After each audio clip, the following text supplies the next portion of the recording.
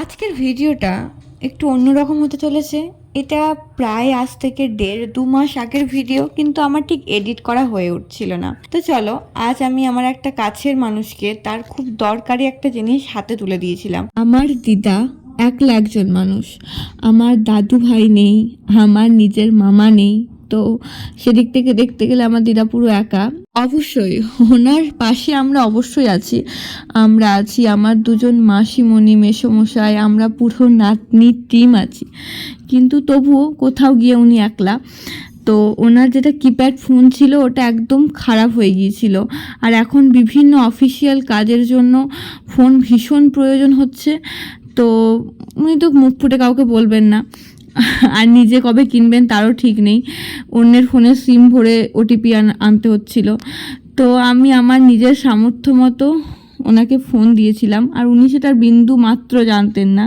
আর ওনার যে খুশি, ওনার যে রিয়াকশন, সেটা ছিল আমার জীবনের, বা সেটা এখনও হয়ে থেকে যাবে আমার জীবনের অন্যতম একটা সেরা প্রাপ্তি।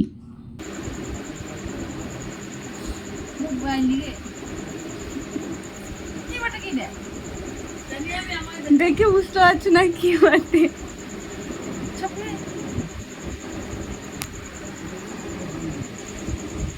খোলো খোলো।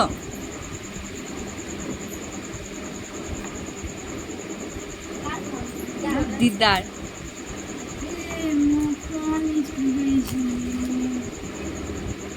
ওইটাই ফোন।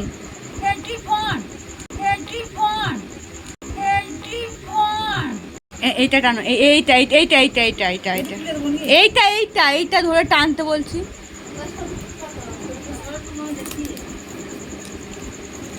এটা এবার ওপেন করো এই জায়গাটা। হুম,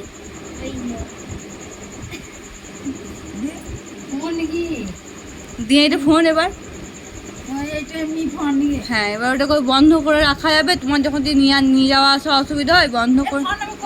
কেন এটা সুইচ টেপাই তো, এটা এটা সুইচ টেপা।